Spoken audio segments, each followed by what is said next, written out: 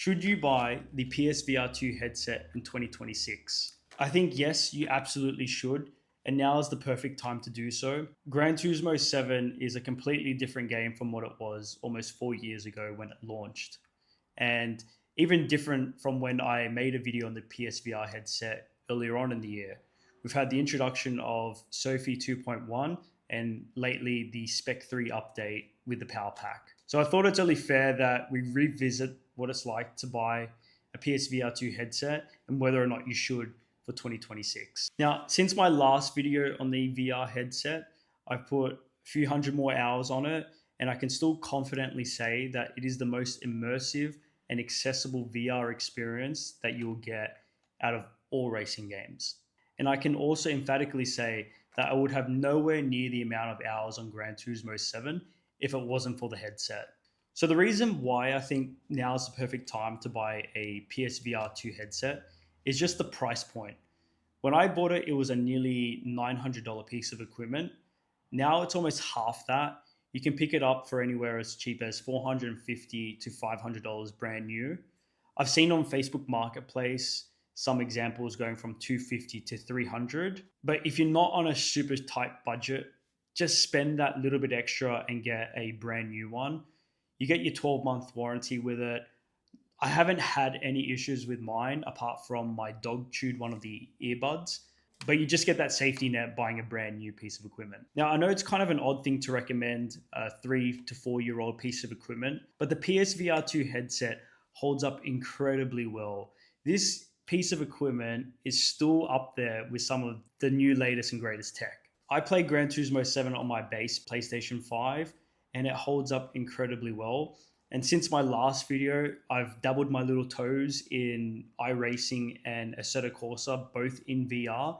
I have played them previously before I had my headset, but without a doubt, neither of those two games hold a candle to Gran Turismo 7 when it comes to VR. The beauty of the PSVR2 headset is that it is compatible with PC. No other headset that you buy will be compatible with PlayStation at this stage, and I absolutely cannot see that happening in the future as well. I think an uncomfortable truth when it comes to VR gaming is it mostly sucks. Unless you have a really powerful PC, you're going to have a bad time playing on it. The PlayStation out the box is so well optimized for it, and Gran Turismo 7 is near perfect. When it came to iRacing and Assetto Corsa, it was an absolute nightmare to get it set up. Things like setting up drivers and software took me days, and I mean literal days, to get it to a point where it was somewhat playable. And even then, I was playing on potato-like settings. My PC is no slouch. I've got a 16 gigabyte 9060 XT and a 5900X. So I can play most games in 4K with no issue at all at reasonably high settings. When it came to VR, it was just totally unplayable. Like I would not want to, one, rush back to set it all up, and two, just experience it. My PC is probably 50% more powerful than the PlayStation, and it didn't hold a candle to it. Now, the big reason why Gran Turismo 7 runs so well on VR is because of foveated rendering. So if you don't know what foveated rendering is, the PlayStation will only render what your eyes are looking at. So the headset itself has eye tracking technology, and whatever they're looking at, it will render at a higher quality. So if you look at the footage here, you can kind of see the outskirts of it, heavily pixelated and rendered at a much lower quality. That's foveated rendering. This doesn't really exist natively on most PC games because it caters to such a small player base.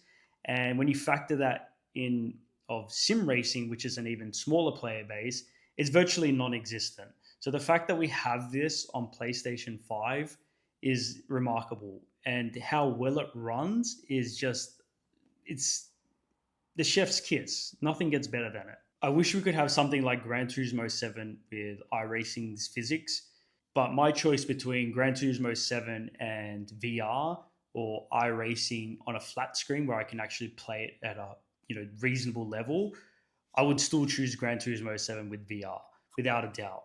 It is so freaking good. And a point that I made in my last video that a lot of people agreed with was once you experience what it's like to play in VR, it kind of ruins all other racing games for you because nothing kind of matches that level of immersion. The biggest reason why I recommend PSVR2, and this isn't even talking about gameplay right now, it's just how accessible it is. You plug your USB cable in, you turn your PlayStation on, you put the headset on, and away you go. There is no fluffing around. That doesn't mean it's a cheap exercise. I calculated how much my setups cost me: PlayStation, headset, sim rig, wheels, pedals, subscriptions, DLC.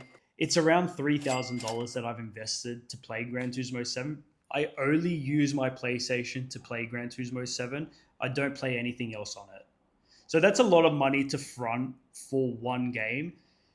But I've invested so many hours into it, and I will invest even more hours into it because I enjoy it so much. If you wanted the equivalent on PC with iRacing, you're looking at a minimum cost of $5,000. That's just the PC alone. And with the RAM prices and GPU prices the way they are, who knows? If you are entertaining the idea of playing on PC with VR, I wouldn't recommend anything less than a 5070 Ti or a 4080. Now, a few of the questions that I got in my last video with the headset was what sort of wheel should you race with? I've got a Thrustmaster T300S.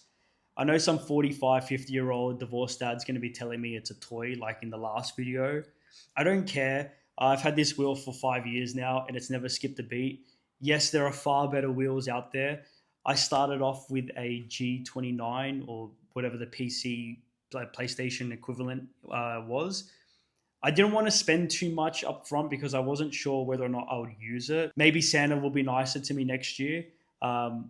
But yeah, this wheel is a great kind of entry level point, I would say. I would skip the Logitech over the Thrustmaster. And if you do have deep pockets, maybe the Logitech G Pro. There are plenty of videos out there recommending what's the best wheel setup. But for me, I've got the Thrustmaster T300. A few of the other questions were around motion sickness. Look, the first time I put the headset on, it was unsettling.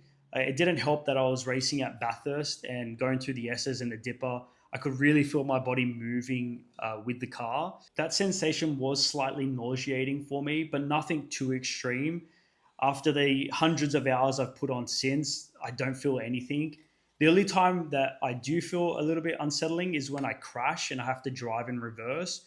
I get that sensation again, but not to the point where I'm nauseous. A few remedies I've seen online is you can put a fan in front of you and only play in small doses to build up your tolerance. Yeah, that's my final verdict on the PSVR2 headset for 2026. If you're on the fence about buying it, look, now is the perfect time to do so. Gran Turismo 7 is incredibly polished. It's affordable, it's easy to access, and there's nothing else like it when it comes to a console.